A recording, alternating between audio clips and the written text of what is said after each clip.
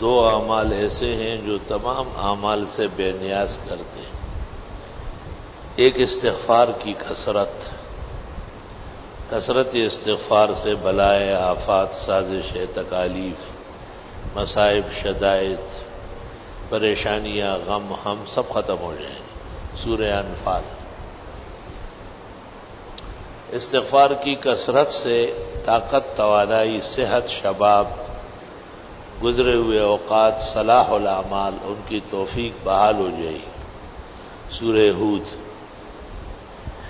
جتنی نعمتیں چاہیے مال و اولاد بیٹے اور خزانے نہریں اور باغات جنتیں اور چشمے استغفار ہی سے ملیں گے. سورہ نوح. جو کثرت سے استغفار کرے گا اللہ اس کی پریشانی دور کرے گا. اللہ اس کو ہمیشہ تنگی سے نکالے گا. ایسا رزق دے گا کبھی سوچا بھی نہیں ہوگا. ابو داؤد عن ابن عباس حدیث مرفوع متصل اصح الاسانید. استغفار کی کثرت اور لزوم دونوں ضروری ہے. من اکثر الاستغفار ومن لزم الاستغفار. ایک تو قلت فائدہ مند نہیں ہے، کثرت چاہیے. طلبہ نے پوچھا کہ کثرت اور قلت کا کیا فرق ہے؟ بہت سارے تجربات کے بعد پتہ چلا کہ 1200 تک کم از کم ہونا چاہیے یومیہ، اور 12,000 ہو جائے تو کیا کہنا ہے. استغفر اللہ یہ بھی کافی ہے. استغفر اللہ ربی ترمذی میں اوزائی کہتے ہیں یہ بھی پورا ہے. باقی استغفر اللہ الذی لا الہ الا هو الحی القیوم واتوب الیہ. استغفر اللہ العظیم الذی لا الہ الا هو الحی القیوم واتوب الیہ. استغفر اللہ ربی من کل ذنب واتوب الیہ. استغفر اللہ واتوب الیہ. امام بخاری کی رائے یہ ہے کہ بس پورا استغفار ہے استغفر اللہ واتوب الیہ. استغفار کے فوائد اور برکات بہت زیادہ ہے اور فائدہ نقد ہے. نسائی کی ایک روایت میں ہے کہ جو استغفار کا عادی ہو اور اس کے اعمال میں استغفار کی کثرت ہے لزوم ہے فانتحسلا کبھی ہتھیار اٹھانے کی نوبت نہیں آئے گی. اور فانتحسلا کبھی اس کے خلاف ہتھیار نہیں اٹھے گا. مؤثر نہیں. اس سے بڑھ کر زبردست حفاظتی حصار اور کیا ہو. استغفار کے لیے طویل آداب بھی نہیں ہے کہ ضرور باوضو ہو بہت اچھا ہے. ضروری نہیں ہے. ذکر ہے. ذکر ہر حال میں جائز ہے. جنابت میں بھی حیض میں بھی نفاس میں بھی بے وضوئی میں بھی. ہاں دل چاہتا ہے اور افضل ہے کہ آدمی پاک صاف ہو. لیکن حائضہ کو نفسا کو جنبی کو علماء امت نے اذکار سے منع نہیں فرمایا ہے. وہ اللہ کا نام لے سکتے ہیں. استغفار ذکر الہی ہے. یعنی اٹھتے بیٹھتے آتے جاتے ہر حال میں استغفار جائز ہے. لا الہ الا اللہ استغفر اللہ واتوب الیہ. دوسرا عمل جو بہت سارے اعمال سے بے نیاز کرے گا وہ قرآن کریم کی تلاوت ہے. قرآن کریم کے ساتھ مشغول ہونا ہے. قرآن کے معانی تراجم میں متفکر ہونا ہے. قرآنی علوم اور فنون میں ہم وقت مصروف رہنا ہے.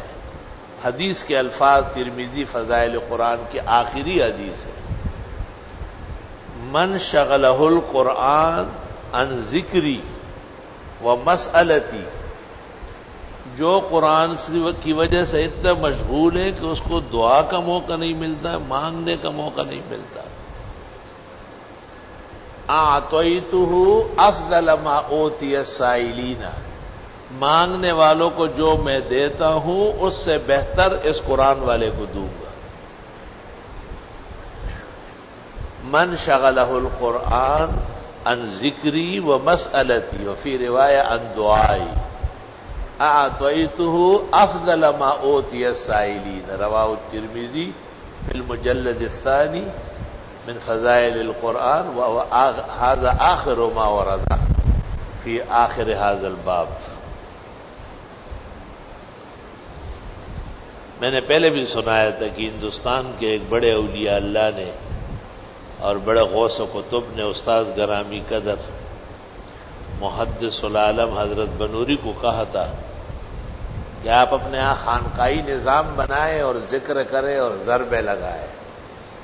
آپ نے کہا ہمارے یہاں ہر طرف چھوٹے چھوٹے بچے حفظ اور ناظرے میں مشغول ہوتے ہیں، لہذا قرآن کے ہوتے ہوئے کسی اور خانقاہی نظام کی ضرورت نہیں ہے.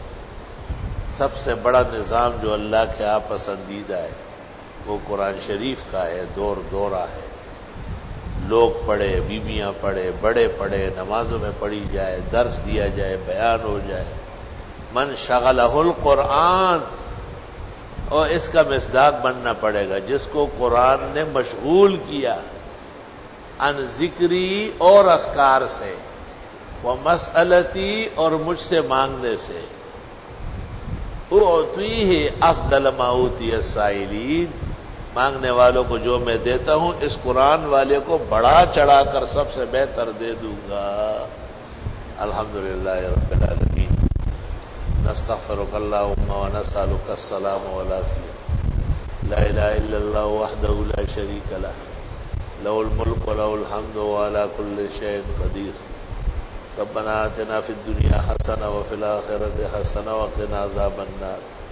اللہ تعالیٰ لیلۃ القدر مبارک فرما اور عبادت گزاروں کو، شب بیداروں کو، طاعات ذکر و دعا کے متسحرین کو یہ نعمتیں اور خوشیاں، عبادات طاعات کی پونجی عطا فرما. اے آپ بیماروں کو صحت شفا دے، مسلمان مردوں کی مغفرت فرما، پریشانانوں کی مدد فرما، نئی نسل کا دل و دماغ روشن فرما، آفات و آحات شباب سے محفوظ فرما، ملک و ملت میں امن قائم فرما، حفاظت کا دور دورہ فرما، آلودگیاں ختم فرما، ہمارے شہر کو امن کا مرکز بنا، حفاظت کا بہترین مقام بنا.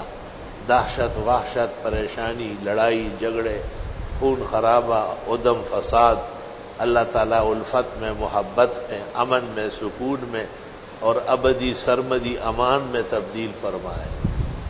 پورے عالم کے مسلمانوں کی اللہ دعائیں، رمضان شریف، تراویح، ختم قرآن، لیلۃ القدر کی دعائیں، نالے نیم شب، آہ و بکا، مناجات، تلاوت، ذکر، اذکار، استغفار قبول فرمائے. حرمین شریفین کو مدام زندگی عطا فرمائے. ہمیں ایمان کے ساتھ، صحت کے ساتھ حج کے لیے، عمرے کے لیے، زیارات کے لیے آنا جانا نصیب فرمائے.